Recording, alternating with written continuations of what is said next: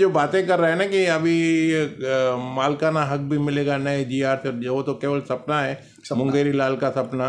वो कभी सच होगा किसे मालूम नहीं। मुझे कोई ये बताए कि रीडेवलपमेंट की जो पॉलिसी है, हाँ, वो शहर के लिए जो लागू अभी तक हुई नहीं ना आई है। हाँ, ये कहाँ से लोग लाए हैं कि रीडेवलपमेंट की पॉलिसी शहर में लागू हो गई है? और रेगुलराइजेशन एक्ट के अमेंडमेंट में जो नुकसान हुआ है वो किसी को पता नहीं, जो नेता करा के लाए उनको ही पता नहीं हमने ये क्या कर दिया। अरे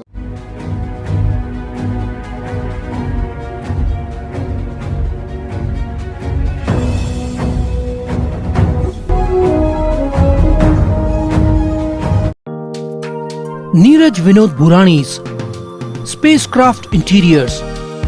Your space, our craft. Experienced and professional team. No hidden charges. Luxurious designs. Follow us on Instagram. Spacecraft Interiors. Your space, our craft. आपकी प्रॉपर्टी है आपकी शक्ति। आपके सपनों को पूरा कीजिए लोन अगेंस्ट प्रॉपर्टी के साथ। चाहे हो आपका बिजनेस एक्सपांशन प्लान या फिर पर्सनल ड्रीम्स और future plans, we have got you covered with our loan against property. आज ही crystal finance by Ajit Makijani से संपर्क कीजिए। Easy process, minimum documentation, fast approval, hassle free doorstep process. आइए लेते एक मुलाकात प्रकाश कुकरेया जी के साथ। प्रकाश कुकरेया जी महानगर पालिका के अंदर सचिव रह चुके हैं, लॉ ऑफिसर रह चुके हैं। कानून की जो जानकारी है प्रकाश जी के पास में शहर को लेके काफ़ी अच्छी है। प्रकाश जी, अभी हाल ही में ये जो चल रहा है रीडेवलपमेंट और जीआर, ये दोनों में इशू में जिस प्रकार से लोगों को बताया जा रहा है कि जब भी आप रीडेवलपमेंट में जाएंगे तो आपको इतने प्रकार के पेपर देने पड़ेंगे, फिर वहाँ पर भी काफ़ी कठिनाई। अभी ऊपर से बारिश है, बारिश में अगर भगवान न करे अगर कोई बिल्डिंग गिरती है तो वहाँ के लोग कहाँ जाएंगे और वो लोग रीडेवलपमेंट में कैसे जाएंगे? क्या कहेंगे इस विषय के ऊपर? मुझे कोई ये बताए कि रीडेवलपमेंट की जो पॉलिसी है, हाँ, वो शहर के लिए जो लागू अभी तक हुई नहीं ना आई है। हाँ, ये कहाँ से लोग लाए हैं कि रीडेवलपमेंट की पॉलिसी शहर में लागू हो गई है? हाँ, रीडेवलपमेंट की कोई पॉलिसी यहाँ पे उपलब्ध नहीं है। अच्छा, तो आप कोई भी बिल्डिंग रीडेवलपमेंट में जाओगे तो आपको कोई चांस नहीं है। अच्छा। तो यहाँ पर जो बड़े बड़े बातें की जाती है, मैंने देखा है बड़े बड़े नेताओं को कहते हुए कि आप ये हमारे दफ्तर तक लेके आओ, हम आपको ये करवा के देंगे, वो करवा के देंगे। तो ये सब चीज़ें क्या है, यानी कहीं ना कहीं लोगों को गुमराह करने का जो ये प्रयास जो नेताओं के द्वारा चालू है शहर के अंदर, ये कहाँ तक सही है? मुझे नहीं पता किसी ने कहा है कि डेवलपमेंट पॉलिसी के लिए आप रीडेवलपमेंट के लिए कागज हमारे पास लाइए। हाँ, वो तो केवल रेगुलराइजेशन के लिए कह रहे हैं। अच्छा, रेगुलराइजेशन कह रहे हैं। अच्छा, तो ये आखिर ये मसला हल कैसा हो? ये जो बिल्डिंगें जो गिर रही है, देखिए गिर चुकी है, देखिए पहले तो आप ये सब जान लीजिए जी, जो 14 जनवरी 2006 में रेगुलराइजेशन का जो ऑर्डिनेंस आया था, हाँ, वो इतना बेस्ट और परफेक्ट था। हाँ, उसमें केवल सवाल ये था कि नेताओं ने जिस तरह से गुमराह किया था जनता को कि रेट जो है बहुत हाई है, रेडी रेकनर रेट जो है 2005 के लगने चाहिए, तो उस मुद्दे को लेके लोगों को आसरा दिया गया था कि रेडी रेकनर रेट जो है वो कम होगा और आगे चल के हम इसको लोगों को फ़ायदा दे देंगे। हाँ, तो उस बात को लेकर, इस रेडी रेकनर के रेट को लेकर जो रेगुलराइजेशन एक्ट में बदलाव लाना चाहते थे कुछ नेता, हाँ, वो ऐसा सपना दिखा रहे थे कि हम इसको रेट भी कम कर देंगे और ये रेगुलराइजेशन एक्ट जो इस तरह से बदल करके लेंगे कि शहरवासी का भला ही भला होगा और शहरवासी खुश हो जाएंगे। लेकिन वो जो अभी रेगुलराइजेशन एक्ट है, जो चीर फाड़ के अभी जो अमेंडमेंट कर करके उसको सत्यानाश कर दिया है, हाँ, उस एक्ट से कोई किसी को फ़ायदा होने वाला नहीं है। जो रेट था पहले, अभी 220 जो आप फुट पे देंगे वो केवल खाली अनऑथोराइज कंस्ट्रक्शन का रेगुलराइजेशन के लिए देंगे। हाँ, लेकिन पहले जो एक्ट था उसमें कई वायलेशंस कंडोन किए जाते थे, लेकिन इसमें केवल जो यूनिफाइड डेवलपमेंट कंट्रोल रूल्स में उपलब्ध कंसेशंस वही आपको मिलेंगे, उसके अलावा नहीं मिलेंगे। तो मतलब पहले जो हमारा एक्ट था उससे हमें कहीं ज़्यादा फ़ायदा था, यहाँ पे तो नुकसान ही नुकसान है। और रेगुलराइजेशन एक्ट के अमेंडमेंट में जो नुकसान हुआ है वो किसी को पता नहीं, जो नेता करा के लाए उनको ही पता नहीं हमने ये क्या कर दिया। अरे बाबा, जब मालूम ही नहीं तो फिर किस दिशा में जा रहे हैं। हाँ। अच्छा, प्रकाश जी, ये जो मालकाना कोमल पार्क बिल्डिंग जब भी उसका स्लैब गिरा, एक नेता आनंद फानंद में उसने प्रेस कॉन्फ्रेंस किया और कहा, आमदार साहब को फ़ोन किया मैंने और आमदार साहब को बोला, साहब जीआर कब आएगा, साहब जीआर कब आएगा। आमदार साहब भी भागते भागते गए, ऐसे उन्होंने अपने चैनल पे कहा था।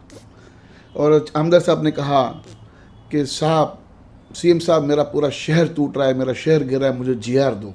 ये मालकाना कहते हैं कि भी एक जीआर में आएगा, फिर वो जीआर रह गया, फिर अभी दूसरे जीआर के विषय में बात करें, अभी दूसरे जीआर में आएगा मालकाना। अभी हाल ही में एक जीआर आया है और दूसरा जीआर आने वाला है जिसमें फ्लैट ओनर्स और शॉप ओनर्स को मालकाना हक मिलेगा। तो क्या लगता है आपको कि मालकाना कब तक आ सकता है और कितना ज़रूरी शहरवासियों के लिए? देखिए, ये जो बातें कर रहे हैं ना कि अभी मालकाना हक भी मिलेगा नए जीआर से, वो तो केवल सपना है, मुंगेरी लाल का सपना, वो कभी सच होगा किसे मालूम नहीं। लेकिन बात यह है कि मालकाना हक अलग से कैसे दे सकते हैं। पहले वाला जो रेगुलराइजेशन एक्ट में था उसमें अनऑथोराइज कंस्ट्रक्शन का भी रेगुलराइजेशन था और मालकाना हक भी साथ मिलता था। अब तो उन्होंने रेगुलराइजेशन एक्ट का इस तरह से सत्यानाश किया, ना इधर के हैं ना उधर के हैं। और दूसरी बात जो है, अगर मालकाना हक समझो आगे चल के मिल भी गया तो यहाँ की जो बिल्डिंग्स है वहाँ पे अब तक किसी ने सोसाइटी रजिस्टर नहीं करवाई और उन्होंने जो अपने जो एग्रीमेंट है वो रजिस्टर नहीं करवाया। मैं तो सबको सलाह दूंगा कि सबसे पहले वो अब ये काम करे कि जो सोसाइटी है वो रजिस्टर करवा के लिए, आज भी सोसाइटी रजिस्टर होती है। और दूसरी जो उनकी अनरजिस्टर्ड एग्रीमेंट है सोसाइटी रजिस्ट्रेशन के बाद, उनको पेनल्टी नॉमिनल है तो वो भी रजिस्टर करवा के लिए, उसके बाद वो बिल्डर से जो ज़मीन का हक लेना है कोई मुश्किल काम नहीं होगा।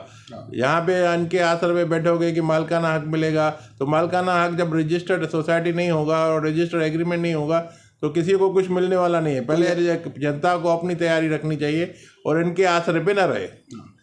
एक सवाल मेरे मन में काफ़ी दिनों से था, मतलब जब आपका इंटरव्यू करूँगा, ये आपके इंटरव्यू में ये सवाल पूछूंगा, तो आज वो आया समय, तो एक सवाल पूछना चाहूँगा आपसे।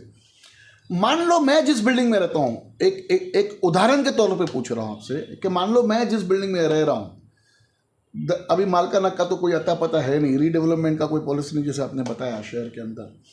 अगर कुछ वर्षों के बाद अगर मैं नहीं रहता हूँ और मेरा बेटा, जो दूसरी पीढ़ी मेरी उस बिल्डिंग में रह रही है, जिस बिल्डिंग में, जो मेरे जिस मकान में मैं रहता हूँ, एक उदाहरण के तौर पर बता रहा हूँ, कल को वो बिल्डिंग गिर जाए या जर्जर हालत में हो जाए, तो जो बिल्डर्स लोग हैं वो तो कौड़ियों के भाव में वो जगह खरीद लेंगे मेरे बेटे से।